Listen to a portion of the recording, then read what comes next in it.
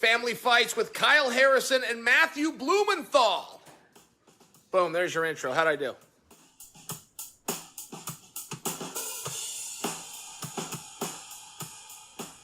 Hello, everybody of the MMA world. Welcome back to the Family Fights podcast. I am Kyle Harrison. With me, as always, is my little cousin Matthew Blumenthal. How are we? How was your weekend, bro? What'd you do for the fights? I was home. This is the first time in a long time I've been able to watch a UFC event from start to finish. So watching 6 hours of fighting, couldn't have spent my Saturday any other way. How was yours? Hell yeah. I went down to Denver, hung out at my friend Anna's apartment. She actually went out skiing with all my other friends for the prelims. They were home by the main card. I hung out there with my friend Emma and my friend Jeremy. We cooked them up a little lasagna while the card was going on, so I did some cooking, did some fight watching. Awesome. So yeah, I couldn't have had a better Saturday either. And also shout out the Olympics. Watched some Olympic snowboarding all weekend. That's been fun. Anyways, let's get right into our current events for today before we react to the UFC Vegas 47 card. First 2 points of current events kind of have to do with the UFC Vegas 47 card, but the first one I wanted to talk about is the judging issues because, man, something needs to happen with these judges. I think there must be a way to hold them accountable for their terrible judging because although the right man won the Strickland and Hermansson fight, the fact that any judge could have watched that fight and scored it a Hermansson victory is mind-boggling to me. And also, this might be a hot take, but I think that Peterson may have won the Julian Erosa fight. At the very least, it could have been a draw. I think that was warranted a split decision. I mean, I never agree with people saying that warrants a split decision because a split decision loss and a loss is the same thing in my eyes. Right. But no, I agreed. When Erosa's hand got raised, I was confident in that. But you're right. I mean, my father, who was watching the card with me, went to bed right after the fight ended, so like he didn't wait up for the victory fighter to be announced because, well, we all knew that it was Strickland. And I was like, yo, Dad, come here. And he's like, what? I go, this motherfucker, he called it for Hermansson. And it was mind-boggling. And it was Sal D'Amato, right?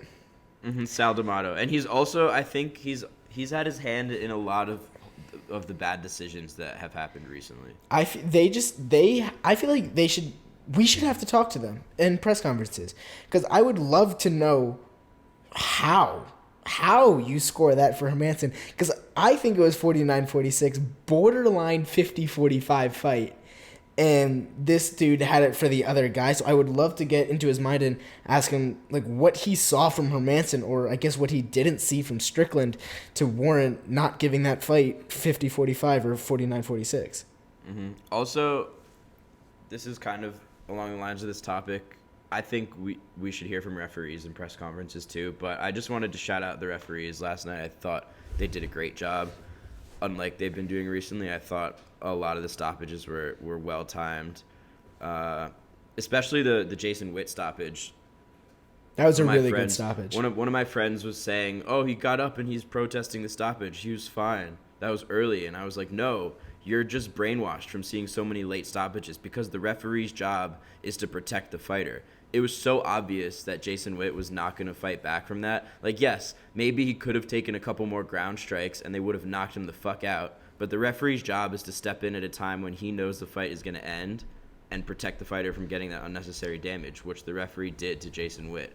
And so if anybody's saying that's an early stoppage, I have to disagree. I think the refs did a great job. I agree. I think the refs did a phenomenal job yesterday, and I've also heard some people protesting the Almeida stoppage. I think that's complete BS. They're saying, oh, his opponent wasn't taking that much damage. Well, here's the thing. Did you hear those shots? Here's the thing. I think some of those were bouncing off the arms, which is fine. But when you have Almeida, who seems to be just an absolute killer, in mount, there was no way that his opponent was getting out of that in the next 3 minutes of the round. So maybe those ground and pound strikes didn't land as hard as they seemed to be, but what the referee did do was save his opponent from taking the really hard ones 2 minutes later when he clearly wasn't going to be able to stand up. Right. And the number one job description of a referee is protect the fighter. That's their number one job. That's the most important part of their job, protect the fighter. So I like to see this. I hate to see late stoppages. Yeah, and I also think that, as an athlete, of course, you're going to be really upset after you just got knocked out to ground and pound. So your first instinct might be to protest. But I would not be surprised if after the adrenaline dump and a fighter who just got knocked out goes back and watches it, 90% of fighters who protest will then say, you know what? No, that was right. I was just upset in the moment. Mm-hmm. And they'll be grateful to the referee for saving them years on their career and saving their brain from some extra damage. Yeah. Let's move on to our next topic. Julian Erosa gets the big bank.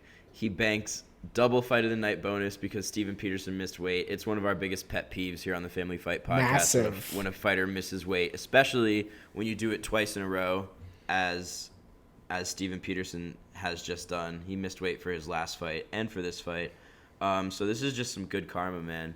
Bad karma for Steven Peterson, good karma for us, and good karma for Erosa. Because Julian Erosa gets 20% in this man's purse and takes home his $50,000 fight of the night bonus. I think that's just awesome. Julian Erosa deserves it. That fight was fight of the year so far in my book. What do you think? Yeah, absolutely. And like Kyle said, missing weight is probably my biggest pet peeve in all of mixed martial arts. And mixed martial arts is a sport that's based around respect. And like, I'm not the biggest guy in, oh, you must bow before everything. You must touch everyone's glove after a session. But like, I do understand respecting the sport. And missing weight just sucks. It's disrespectful to the opponent because guess what? If I sacrifice my body and my eating habits and my daily life for 8 weeks to hit a number on a scale for one day and my opponent doesn't do that, I'm going to be pissed. I don't care if he tried. I don't care if he just missed it. I don't care if he misses it by a lot. It's bullshit. And I think that Erosa should take home more than 20% of the purse. Because I feel like Izzy said in the ring once to Dana, some guys are willing to sacrifice that 20%. Sometimes guys are willing to take the advantage of having a few extra pounds and rather than that extra 20%. But absolute right on Peterson, especially like I said, once you miss weight once, maybe once early in your career, I'll let it go. But he's late in his mid to late in his career. You miss it twice in a row, and now you're coming out saying, "Oh, I'm gonna get a dietitian to help me do this correctly." No, dude, you've been a professional athlete for long enough. You should have had that done. Completely pitiful, and I'm very happy to see Erosa come out with a win, 20% of his opponent's purse, and the entire $100,000 bonus. Mm-hmm. Yeah, it's awesome. Moving on to our next topic, we have Max Holloway's cleared, and he offers to be backup for Volk versus Zombie. I just wanted to share my initial reaction when I saw this. It was just like, what the fuck, man? Why wouldn't they just push the fight? My thought is that Volkanovski was very adamant that he wanted to stay active, and that's probably the only reason why that they didn't push his fight. What do you think? It's either that or maybe they didn't know the extent of Holloway's injury at the time that they rebooked it. Yeah, they could have. Yeah. It could have been an injury where Holloway could have called the UFC to be like, Dana, this could be 3 weeks or 3 months or a year. We don't know at this point. But when I read that, it's just a kick in the balls, man. Because I feel like even if they pushed the Holloway-Volkanovski fight back till now, Holloway is always in such good shape that from now, February 7th to April 9th, that's 8 weeks to train for a fight. I think Holloway would have been able to do that. And obviously, do we know what the injury was? It's something with his back. Something with his back. I mean, there's probably stuff he could have been doing cardio-wise, but I'm not going to... And it's recurring.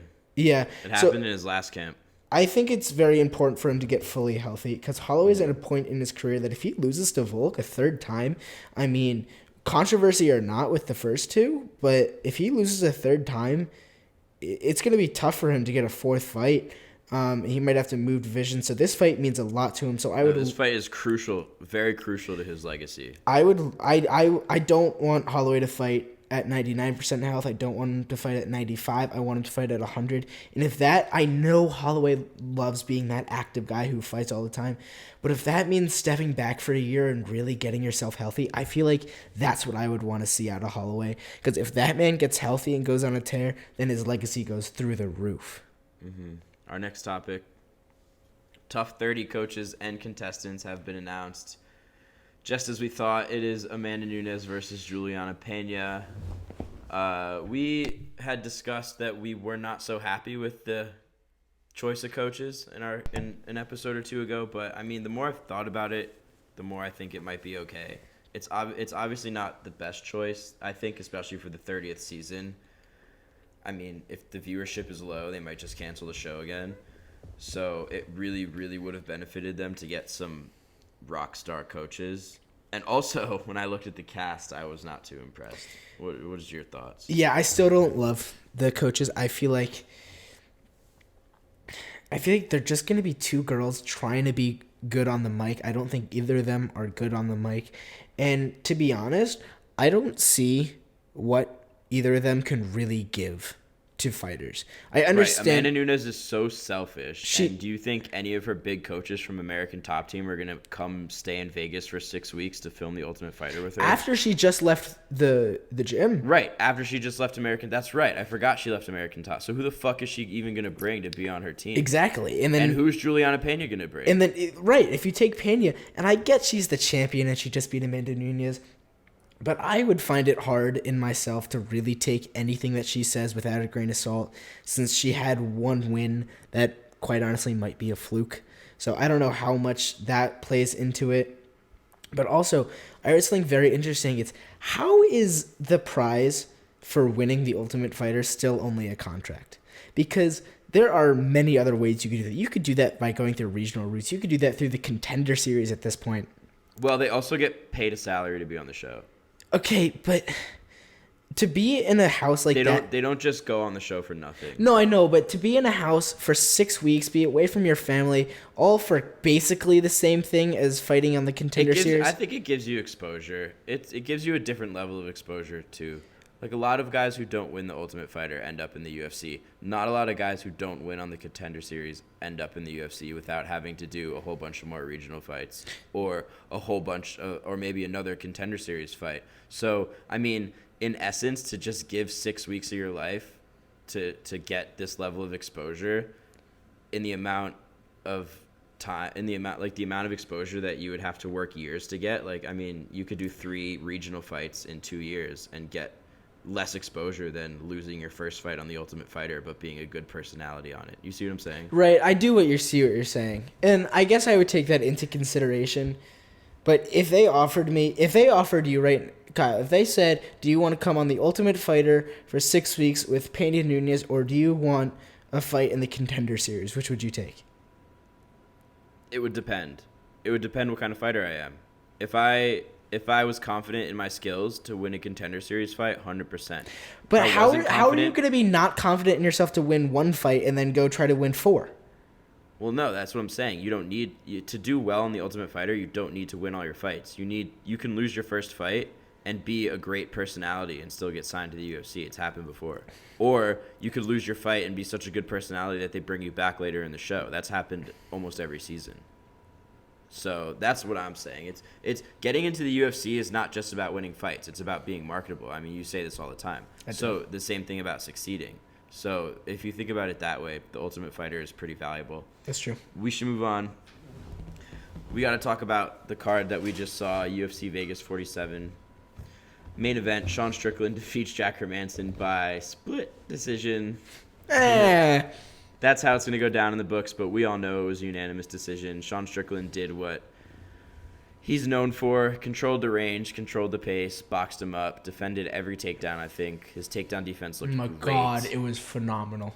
And as always, Eric Nixick had some amazing cornering. That's true. His takedown defense was almost as good as Moreno's in the last fight.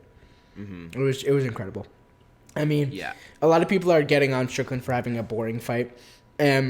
To be honest, I kind of expected that. I kind of expected that. Because if you look at Strickland's last fights, since he's gotten popular, he's had exciting fights. But if you really look at him as an overall fighter, that's really his fighting style.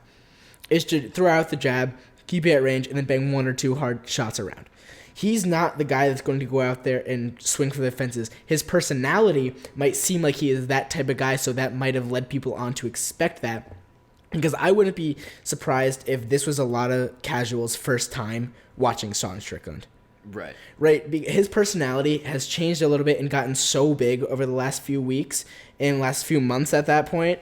that this is the first time where people noticed Strickland, so they might have been expecting a ton from him, and he didn't give him that, and he apologized. And I understand where he's coming from with the new contract and title fight hopes. With all that pressure, he really could not afford to lose that fight because that would set him back, especially because he's not in his 20s anymore. But I didn't dislike the way he fought. I thought, why do you need to take a risk if you're surely winning a fight? Now, if I was on my second of 4 fights, don't really have a title picture right now in mind, I hate when a guy just sits back. But when he had that much pressure, I understood where he was coming from, especially with someone as dangerous as Jack Hermansson. Mm-hmm. Yeah, a lot of people won't really understand the amount of pressure that Sean Strickland was under for this fight, and considering that he looked incredibly calm and collected throughout the entire fight, stuck to his game plan, landed some great jabs. Yeah. It was impressive. What would Hermansson needed to have done better to win? Because I feel like he really tried. Well, not really. What I noticed that surprised me is that, I mean, after the first round, he didn't shoot a takedown until the 5th round. Yeah, but he got his first takedown attempt stuffed in the first round, and then he just gave up trying takedowns. I think that's for the entire fight. That takedown defense sucked the wind out of Hermansson because he was. Yeah, I know, but we all knew. He even said that his game plan was to impose his wrestling, and why would you give that up after your first takedown attempt? I don't think it was intentional. I think he was having such a hard time getting through Strickland's range and Strickland's long jabs that you really can't get there. And I alluded to this in the breakdown, but I don't think I said it as clearly as I meant to.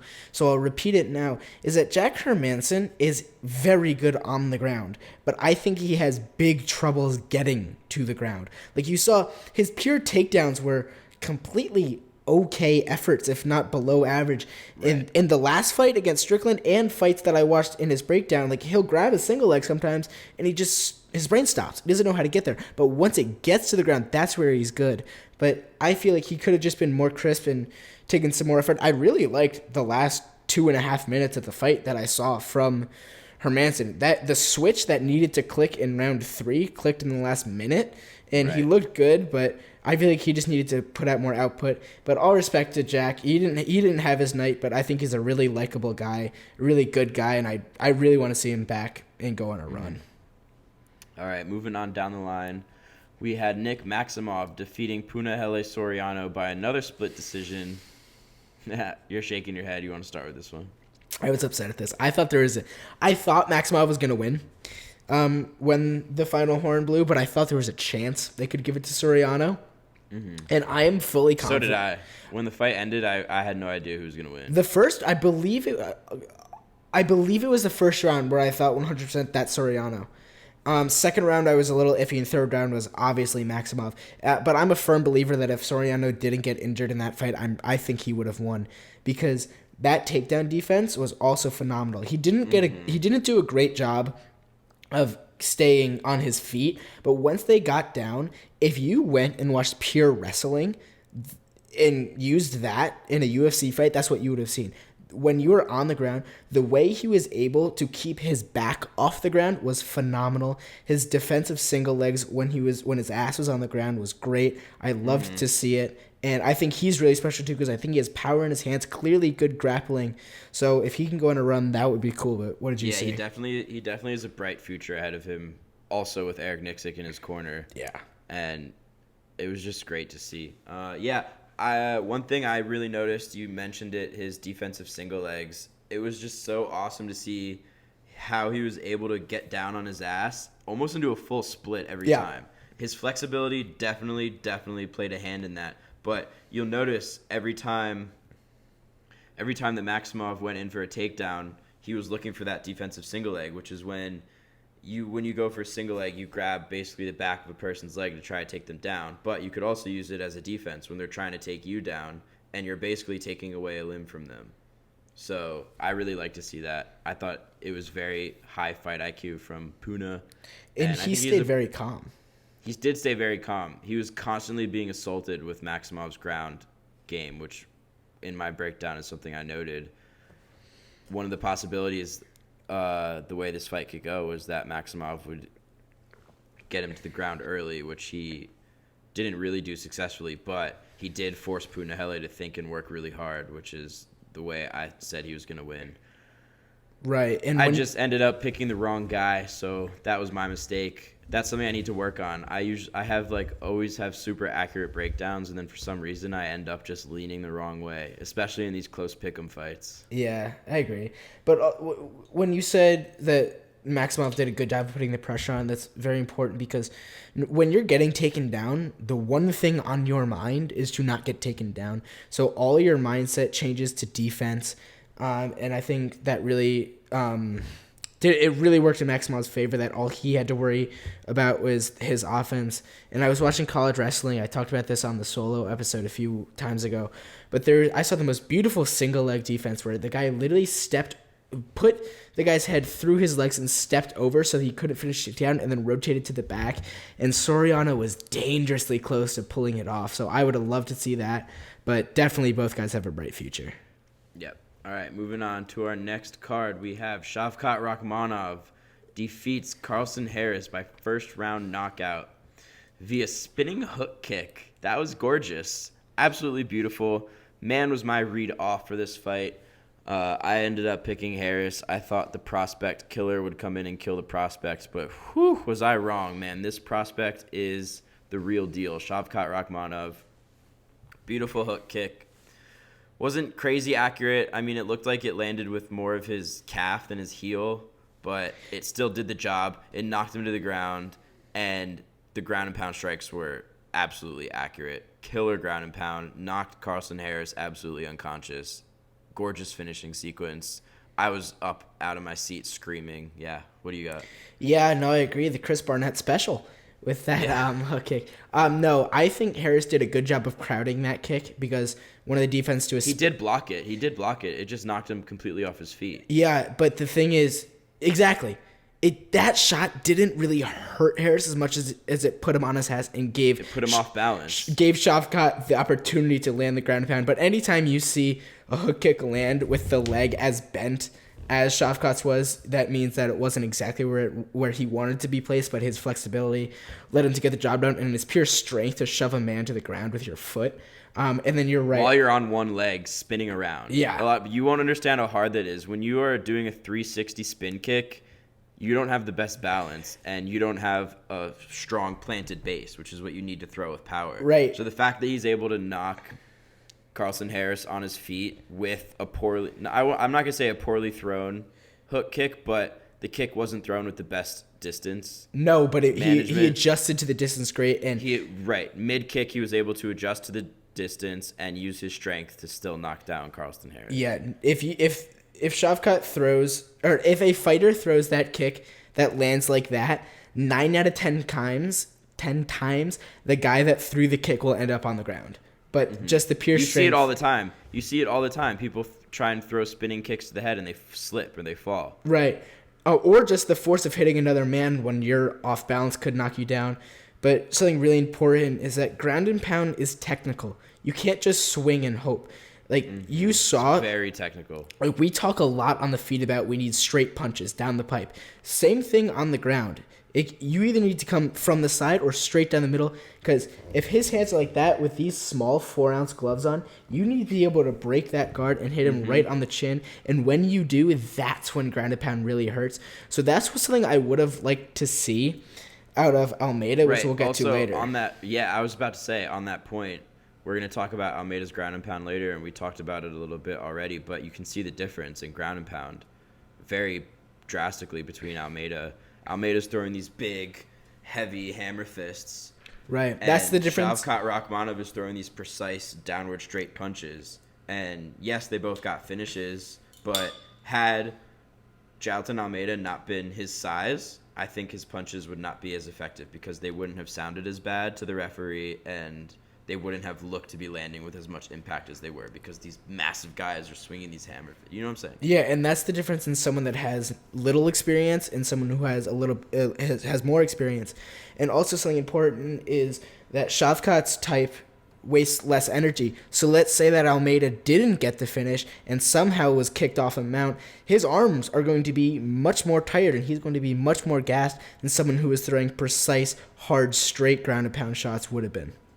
Mm-hmm. Moving on to our next fight, we had Brendan Allen defeat Smiling Sam Alvey by second round submission. Yeah, this fight went exactly how I thought it would.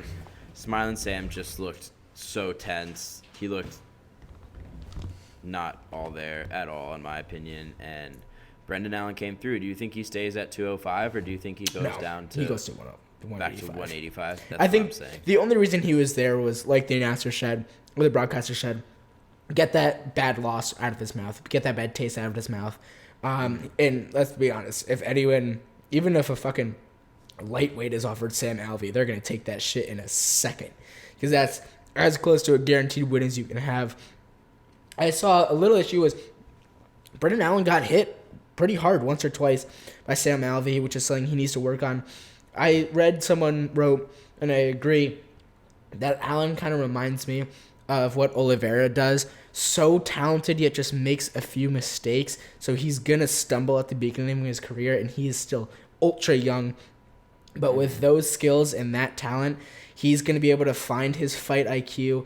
I want to see him get a slow rise up to the top. I don't want to see him face anyone big. I want to see him get his confidence, get a few years under him before you really start putting him in big fights. And hopefully he can be like Oliveira. But Sam Alvey, I feel bad for him. I mean, I follow him on his YouTube and on his TikTok. I think he's a really good guy. I think he's one of the best people in the UFC, but he's just not the best fighter. But something I really liked from Sam Alvey, is something we don't see enough from fighters, is he didn't make excuses. He literally got on his phone, went on TikTok, and said, listen, I understand I've lost a step. I need to figure it out. I'm not done. I need to take some time off, figure myself out, and come out stronger. So he knows. He knows he hasn't won a fight in 8 fights. He knows that. It's not a fucking secret to him.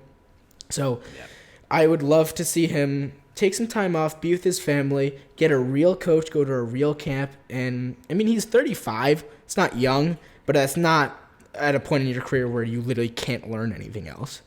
Mm-hmm. All right, moving on to our next fight. Bryan Battle wins the real tough finale, defeats Tresean Gore. I was impressed with Bryan Battle's toughness. I'll say that. I mean, he fought the third round with one eye. And I will also say that Tresean Gore is probably kicking himself right now for losing that fight. Yeah. I mean, you have a guy with one eye in the third round. All you have to do is jab his face off because he's not going to see that jab coming. And Tresean Gore just seemed like the moment got to him. I don't know if he fatigued. He looked okay physically, but he probably mentally fatigued in that third round. So I don't know if it was as much as a mental fatigue as it was just a game plan. Because I think the pressure that Gore put on was phenomenal.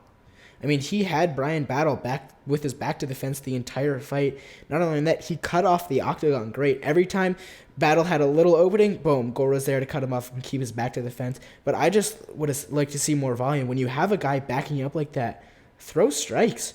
Like, he can't run anywhere. He literally has a 1 foot by 1 foot square to move in. So hit him, and hit him hard. Hit him to the body. Hit him up top. I don't think Gore looked particularly bad. I think the output was the only issue, but other than that, once he gets that fixed, I liked the demeanor that he had. I didn't have any problem with the way he was talking to Battle, but all props to Bryan Battle. He really stayed in there. Even when times were bad and he had his back to the fence the entire fight, he found a way to pull it out and really beat a guy that a lot of people were saying should have been the Ultimate Fighter winner. So, I mean, all props to Bryan Battle, and some good fights ahead for him. Yeah, definitely. Moving on down the line to our fight of the night, possibly front runner for fight of the year so far. Julian Erosa defeats Steven Peterson by split decision. Banks the double bonus like we talked about earlier. Man, what a crazy fight. I loved watching this fight. I was watching this fight with my normal group of friends. They made it home in time for this fight. And our friend Emma, who's new to the group, who doesn't watch UFC, and she was loving this fight. Let me tell you, she was having a great time. It was awesome. I was very happy that she got to watch this fight as one of her first UFC fights. just nonstop action, man. Julian Erosa, welcome to the zombie club. Go ahead and join Marvin Vettori because you have a cinder block head, my guy. Jesus Christ. Also Peterson. Also Peterson, but Julian Erosa got absolutely battered in the second round. That's true. Battered post to pillar. Besides that one spinning back fist he landed that knocked down Steven Peterson, which was absolutely gorgeous in its own right. But besides that, he got wobbled so many times. I lost count of how many times he got wobbled, but he just kept moving forward. Absolute fucking zombie. It was amazing. He deserves every cent of that $100,000, probably more like $60,000 after he pays all his taxes, but whatever.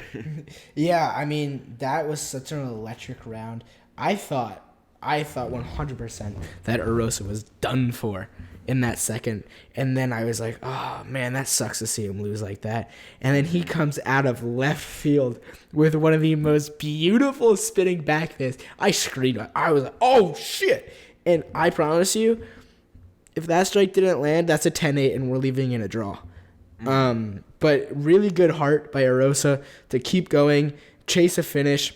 Both these guys were chasing finishes to the end. It was awesome to see. I do think there comes a time, especially when your cardio's going down and you've been hit a lot, to put the hands up. I fight with my hands down. Not a good thing, but I do. But there comes a time, especially when you're hurt and your cardio is at the bottom of his tank, to put those hands up and just block some shots because his head movement wasn't on point. I think if he gets that figured out, he could go on a little bit of run. I don't think he's ever going to get a title shot or anything even close, but I think he's definitely going to be a fun guy to watch in this division. Mm-hmm. Yeah, moving on to our next fight. We had John Castañeda defeating Miles Johns by round 3 submission. So impressive. Sexy Mexi gets it done. That was a nice Darce choke. Put him to sleep. I saw somebody saying online, it was actually Casey O'Neill, one of my favorite female fighters, saying that she didn't think that Miles Johns actually went to sleep. No, you could see it. He was unconscious. She thought he quit. And I was like, what? You're an idiot. That is the wackest tweet I've ever seen. There's pictures and videos of him literally going. If he wanted to tweet, if he wanted to quit, why wouldn't he he just tapped? Yeah, exactly. You could see he literally woke up. The camera was on him when he woke up, and he literally woke up and jumped away and looked around like, where was he? You could see his arm go from stiff, trying to block, to just falling. Yeah, he was out. But I mean, ultra impressive because Johns is I think he's a really good fighter with some heavy hands. And he looked good in the beginning of the fight. He did, and he has this style, which they spoke about in the fighter meeting. I spoke about it in the breakdown. You did as well. Fast twitch style. And I compared him. Who did I compare him to? Who fought last week, or who fought on the 270 card? I don't remember. I'm not sure, but John sits back. He waits. He sets traps, and then he'll bang hard shots. And I've never seen someone handle that so well. Castañeda did exactly what Johns wanted him to do. Johns wanted him to walk him down and drop his hands, but Castañeda just was better. He knew it was coming. He stayed very calm the entire fight. At no point in the fight did Castañeda forget about Johns' power, which is something a lot of people see. Which is something a lot of people do when you're facing a counter striker like that. Is when you get to the second round, late second round, early third round, you forget that they have that power, and they start swinging. Nope. Castañeda was, boom, right there, the sexy Mexi. My God, he was awesome. Very calm, knew exactly what was happening. He stayed calm after the knockdown and really just sat down on that Darce choke, and it was pretty. Mm-hmm. Yep. Probably the most impressive victory of the night. Moving on to our next fight. We had Hakeem Dawodu with the unanimous decision victory over Mike Trizano again. Bad read for us. Actually, maybe not really not the worst. Yeah, bad read. I thought Mike Trizano was going to have a lot more success than he did. Hakeem Dawodu definitely looked like the much more equipped striker. He definitely controlled the distance, controlled the pace. Mike Trizano was fighting off of his back foot for most of the fight, getting his face boxed the fuck off. Yeah, that's really it. Apologies for the terrible read. Yeah. What do you got for us? I think a problem I have is expecting people to change when they've proved to me they aren't. I wanted Trizano to pressure more, even though I don't know why I thought he would, because he proved to me through film that he wasn't going to. But Dawodu, that was a very good fight. And I even texted my Muay Thai coach after saying, though, that was the most beautiful timing on leg kicks I've ever seen. Like, oh my God. He would slip his leg back, and boom, the second that Trizano would put his leg down, it was getting kicked. It was phenomenal, insane kickboxing. And I went from not liking Dawodu, which might be the reason I didn't pick him, not intentionally, but it could have played a factor subconsciously, to really liking him. I really want to see him fight again because I love people who kick like that and have that high level of Muay Thai. But do you ever get that feeling when both guys enter the cage and Bruce Buffer starts reading out their names and you're just like, no, my pick was wrong? The second that they started reading out Dawodu's name, I looked at the dude. I was like, yeah, that dude's not losing. I do know the feeling, yeah. Yeah, anyways. Moving on to our next fight. Another absolutely terrible read by both of us. Chidi and Njokuani knocks out whatever this dude's name is, Marc-Andre Barriault. What did I text you? In 16 seconds. I mean, we were so far off with this fight. I had went big on the Marc-Andre Barriault by knockout props, so I got absolutely dusted by that.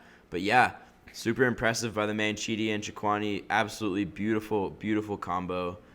And he punches his ticket into the UFC with style. I mean, he already had his ticket into the UFC, but now I think he's going to do pretty well.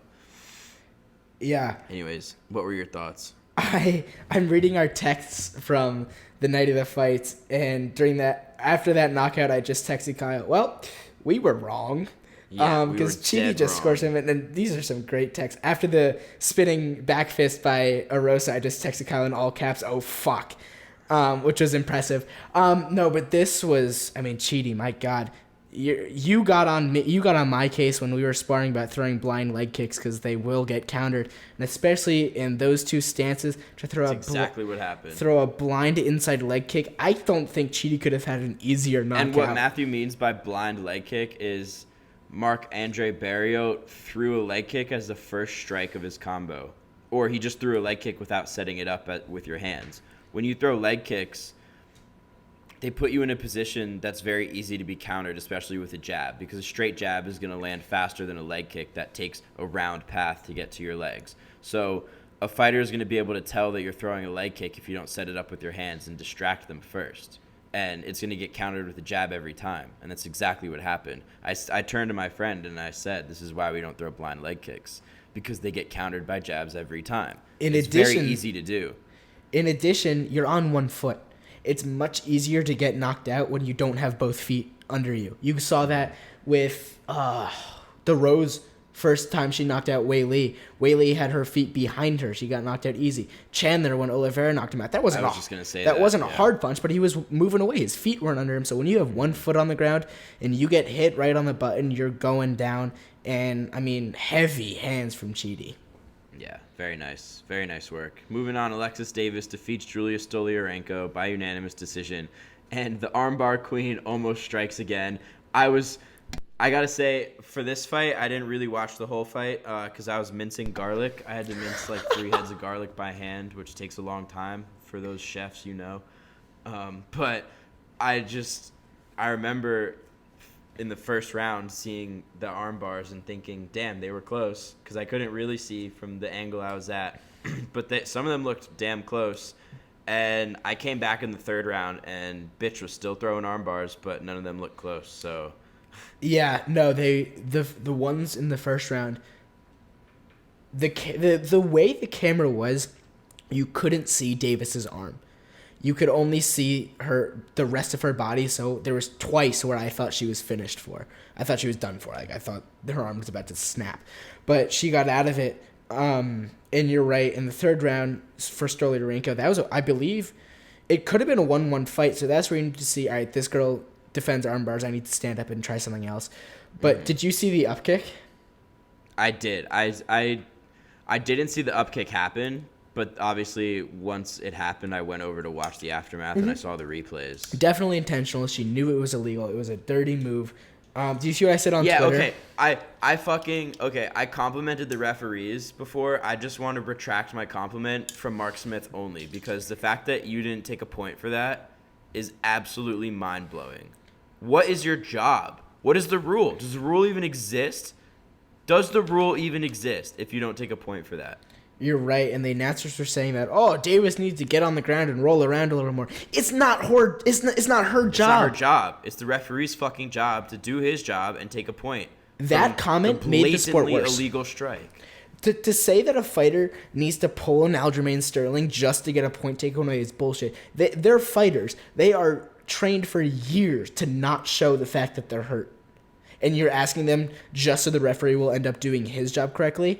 And I don't think upkicks should be illegal. They are illegal in some instances. That was an instance, and the referee fucked up. Not the rule book. The referee fucked up. Yeah. Anyway, well, good for her that she won. She deserved it. I didn't think she looked great. I thought she looked a little bit out of shape and slow. She looked old. Yeah, lucky for her. Julia Stoliarenko is nothing special. Moving on to something very special, we have Jailton Almeida getting the ground and pound TKO victory over Danilo Marques 3 minutes into round one. Man, how impressive. He did exactly what he did on the Contender Series. First 3 seconds of the fight, shoots an incredible power double leg, pushes this man all the way back to the cage, and then shows some ability to link his takedowns, transitions to a single leg, finishes the job, right into mount. That gets right into mount like it was nothing and starts raining down ground and pound. It was nasty. And Danilo Marques tried to do all the right things. He tried to move around. We call it the flopping fish at my gym. If you're in a bad enough position where you can't really do anything technical to get up, you just flop around like a fucking fish. And you hope that your opponent makes a mistake and gives you the slightest opportunity to get up. So Danilo Marques was trying his damnedest. He almost gave up his back at one point. I remember seeing Jailton Almeida go for a rear naked choke at one point, and then he let it up and just, finished with the ground and pound. The absolutely violent, hellish ground and pound. I would hate to be underneath that. Oh, my God. We talked about it earlier. It might not be the most effective ground and pound, but it sounded and it looked scary, and obviously it got the job done because the referee stepped in. What are your thoughts? Yeah, absolutely. That kid's an absolute mauler. He's going to be something big in the sport, I can promise you. I mean, he's already 30 years old, too, so he's not he's young, but, I mean, now's the perfect time for him to be breaking through. Right, and I know when someone's going to be big if my dad says it. Because my dad loves watching fights, but he doesn't, follow it, and he's not going to go turn them on, but if they're on, he'll sit down and watch them. So when my dad says, that kid's good, that kid's going to be something, you know he's going to be something. Very impressive performance. Not much I can add to Kyle. He pretty much said it all. I think with a tiny bit more experience, those ground and pound shots become straight and deadly. And kids, something to look out for. This 185 division. I want to see him come to America and get some work with a real solid team. Yeah. No disrespect to his team, but there's just something. No, exactly. Different. It's different when you get the level of coaches that a lot of gyms in America have. You become a next level fighter. Yeah. Anyways, moving on to our next fight. Philip Rowe defeats Jason Witt by second round KO. Philly Fresh Rowe made me a little bit nervous in the first round, doing what he kind of does best and sat on his back for the whole round. But it kind of makes sense when after the fight he talked about being a slow starter. He talked about how he's defensively sound on the ground. He won't get submitted. He needs that time to start slow. And, man, if you know that about yourself and you're going to go out in the second round and do what he did, I guess that's okay, right? What do you think? Yeah, I'm not going to call this a terrible read. It wasn't a great read by me. But it was a perfect read by me. First round, Witt did everything he needed to do. I thought he looked good. Started the second round, I thought he looked good. And my dad knew that I picked Witt, and he was like, oh, this is going well. And maybe 3 seconds before the knockout, I have a terrible habit of accidentally turning away from the TV right before a knockout happens. And it happened with the Usman knockout of Masvidal. It happened that. It also happened with the Weidman leg snap. So that sucked. But, no, I turned to my dad. I go, yeah, as long as Witt doesn't get caught, I turn around and he's on his back dead. And I was like, that fucking sucks. It was such a beautiful combo. A nice led with the right hand, came in with the left hook, and then put him absolutely to sleep with another right hand. Yeah, that's so nice. That's something my coach and I talk about a lot, is being unpredictable. I cannot speak on this podcast. Unpredictable, right? So many combos lead with a jab, exactly, or even a double jab. So to throw your right hand first, a lot of people don't see that coming. Sneakiest simple thing you can add to your game right now double cross. Everyone expects a double jab. No one expects you to throw 2 quick crosses in a row. I've caught so many people with it. Mm-hmm. All right, moving on to our last fight. First fight of the night. Malcolm Gordon defeats Denis Bondar by technical knockout, I'm going to say, injury submission. It was called a technical submission. In a round 1. I'm not going to say it was a bad read because obviously he got hurt. Malcolm Gordon threw up that Hail Mary armbar just like we see all the time in women's MMA. Maybe Denis Bondar, the moment got to him. It looked like he got a little scared when that armbar landed. He panicked. He tried to force his way out of it, which broke his arm. And then he basically tried to post up on that arm, and Malcolm Gordon just laid all his body weight on him and made that arm snap in half. It was pretty gruesome. Yeah. That is one where my mom leaves a fight. Yeah, I'm not going to say that it was entirely a bad read for us because we did not get to see the fight unfold. So, yeah, just a disappointing loss for sure, but not a terrible read. I'm not going to say it's a bad read, but I'm going to add a rule to myself is never underestimate a jiu-jitsu black belt in a fight. I think he got rocked, I've never seen a guy get rocked and then complete a takedown so beautifully. Mm-hmm. But you're right. What's the number 1 defense to submission? Any submission? Staying calm. You don't need to freak out. Freaking out is going to do nothing for you. It's going to make it worse. Exactly. Probably. The best way to get out of a submission is to stay calm. He didn't, and then you're right. He was pushing him with his arm, and just Bondar posting up, got all the weight put down on it. I don't know if his opponent really meant to do that, or that's just something he realized he did and said it post-fight. But all in all, great win. I think he looked really good. I'm not going to say that either guy looked phenomenal, but he looked really good. Obviously, he sat down Bondar to start the fight and then snapped his arm in half, so all power to him, and good fight for him. Happy for him. Hell yeah. All right, moving on to our next segment of the show. We have the matchmaking. We're just going to go through these very quickly because we're already at 46 minutes, so we want to get you guys out of here in an hour. Starting off at the top, we're going to matchmake for our main card winners and then one wild card pick. First, we got Sean Strickland, and I'm going to go with Luke Rockhold. I really want to see the fight that was supposed to happen earlier this year or later last year. I don't remember exactly when it was supposed to happen. It was supposed to be 268, the card we were at. Oh, right. Yeah, that's the fight I want to see. What about you? No, I think Strickland's too high level now. I think we need to prove that Rockhold can fight still. So I think if Rockhold can come back, prove himself, maybe we see that fight down the line. But I think Strickland deserves to go to the top. I think he should either fight. This is like a few things. Loser of Izzy versus Bob, next week's main event. But if Brunson loses, I don't feel as if Cannonier deserves a title shot yet. I think if Cannonier wins that fight, Strickland should get the title shot. And if Brunson wins, then Brunson gets the title shot and Strickland fights the loser of Izzy and Robert Whittaker. Mm-hmm. What about Marvin Vettori? I think they're too close. I think like Strickland... You don't think that would happen? I think like Strickland said, the only way that happens is for a shit ton of money and a belt. It's not an or. One of them needs to have the belt for them to fight. Right. Or an absolute career saver. Moving on, we got Nick Maximov. What's your pick? Sorry, wrong pipe. I have a few here. Andre Petrovsky. I think that would be an interesting fight for him. Jamie Pickett, Andreas Michailidis, or Kyle Dawkins all seem like good options. 185. It's a really tough division because a lot of guys, when I was looking for these matchups, a lot of guys have fights booked, which is really and also, I was looking through my rankings, just like trying to think who can Nick Maximov beat, and there weren't a lot of guys that I thought he could beat. Yeah. So I settled on Duško Todorovic. I think he probably has the best chance of beating Duško.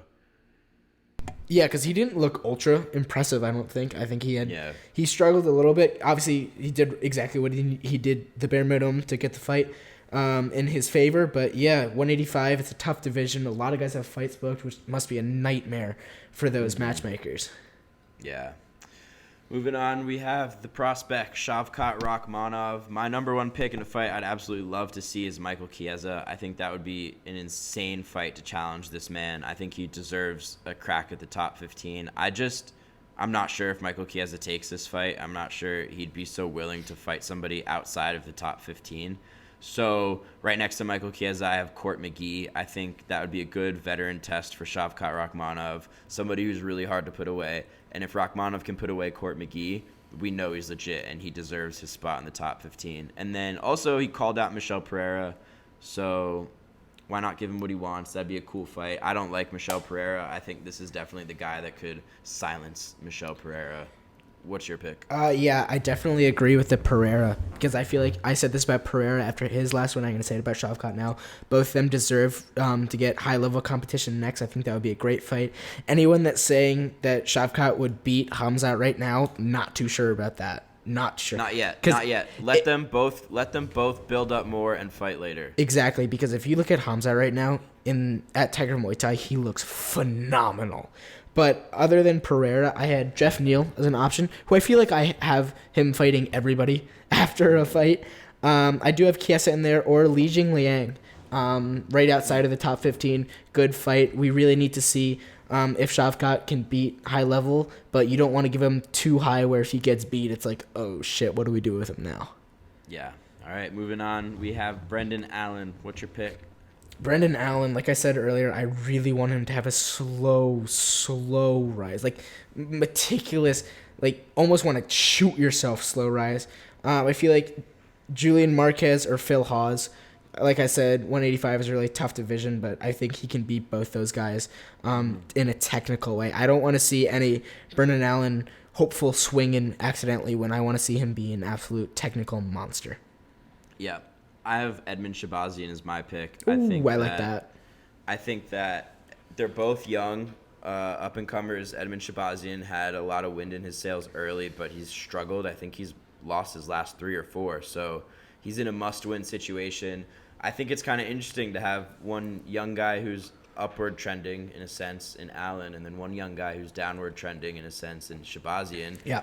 Let them test each other against themselves, and it's if Shabazian loses, probably gets cut, but he's young enough that he can make a return, like Brandon Moreno did. So yeah.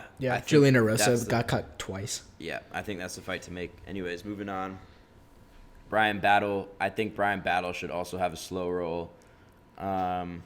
My pick is Jamie Pickett. I don't think Jamie Pickett is ultra impressive, and I think Jamie Pickett, his size won't give Bryan Battle too much trouble because Bryan Battle's long and he has an awkward style of his own. So yeah, let's make that fight. What do you think? Yeah, I also have Phil Hawes as an option here, but I feel like every time we give matchmaking predictions, I end up picking someone who also fought on the card, and it happened again here. I feel like a Nick Maximov Bryan Battle fight. That's what I had. Bro, literally, I had under Bryan Battle, I had Nick Maximov, and under Nick Maximov, I had Bryan Battle, but I was like, that's too lazy. Like, I can't do that. You sounded so happy when I said that. Bro, I thought I was crazy for thinking that, but I'm so happy that you thought that too. Yeah, I think both Nick Maximov or Soriano would be a good fight for Battle. Yeah.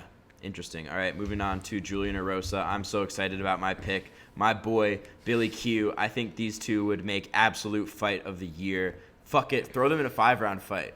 I don't even care. Let them main event a fight night. Let these guys go to war for 25 minutes. Who would not want to see that? The pace that both those guys fight with and the chins that both guys have, I think that would be an absolutely amazing fight. I'm not concerned with either guy moving up the rankings. I think that fight just needs to be made for entertainment value, and both of them are certain to get a bonus.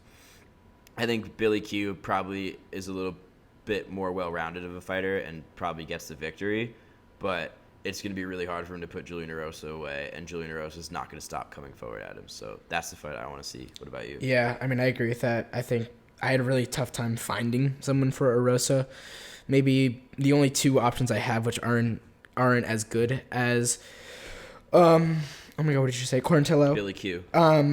Jared Gordon and Thiago Moises. My other option was Andre Feely, Touchy-Feely. Oh yeah, I like that. I don't think that Quarantillo takes that fight though. I think he knows he can win that. I think even though he lost his last fight, it was a very close fight. And I think he would want to fight someone with a little more pedigree. After having the experience against Shane Burgos. You said you don't think Quarantillo takes. I thought you were saying you don't think he wins that fight. But you don't. No, I think he wins. I think he wants someone with a higher pedigree than Julian Erosa. No, I get it. Yeah, that's what I thought when I first made the matchup, but it was just such an exciting matchup that I couldn't resist it. Yeah. Moving on to our wild card pick. I have a feeling we picked the same guy because we didn't pick the same guy. No. Well, I picked Jailton Almeida because I couldn't think of anybody else that wasn't on the main card who had a more exciting victory. But let me guess, you picked Hakeem Dawodu. Chidi? Oh, you picked Chidi. Yeah. Okay, Jailton Almeida was more exciting for me. But for Jailton Almeida, I have Dawodu. I think Jailton Almeida could be ready for a top 15 shot, but he shouldn't get it in his second fight in the UFC. So give him somebody just outside the top 15. I have Dawodu ranked about 17th, so I think that would be a great fight. I mean, stylistically, I think Almeida's a nightmare for anybody, so good luck to Dawodu. Yeah, for Chidi, I'm going to ask you a question. I think you know the answer, but I'm not sure. How old do you think Chidi is? Oh, he looks way younger than he is. I know that. Mm-hmm. He's like 36 or 38. He's 33. He's 33. Okay. So Chidi was a very good kickboxer before he came to mixed martial arts, and I think he has absolutely no time to waste. Obviously, he has thunderous power in his hands, most likely in his kicks as well. So I want to see him get either bottom top 15 or just outside. So I have Kyrgyzstan-Jotko as a fight. I think that would be a very fun matchup because Jotko is kind of crazy on the feet, moves around a lot. Brad Tavares was another option, and then my golden option, which I think would be one of the most exciting fights, and this is bearing that he wins his fight in a month, Kevin Holland. I think a Kevin Holland versus Chidi fight would be a very fun fight to witness. Wow, very fun, yeah. I think, who was the second guy you said? I don't want to get it wrong. Brad Tavares, I was right. Yeah, I think he's booked. Fucking hell. Fuck all these guys that actually have fights. I know. Everybody's booked. It's a nightmare for matchmakers, but it's also good on them that they have these guys fighting. Yeah. Anyways, that has been another episode of the Family Fights podcast. I think this is episode 11. 11. Thank you guys for tuning in. We'll be back on Friday with the breakdowns of UFC 270. So excited for this card. Yeah, very exciting card. Lots of great fights. Lots of fighters that I personally really like on this card, so it's going to be fun. Yep. Thank you guys for tuning in. Have a good week. Awesome. Have a great day, everyone.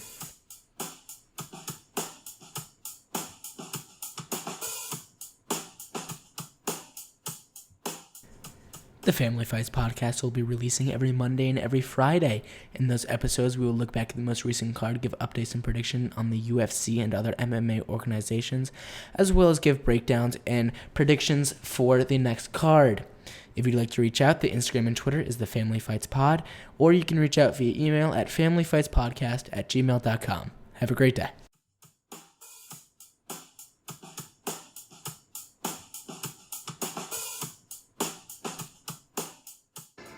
Family Fights. Let's do it.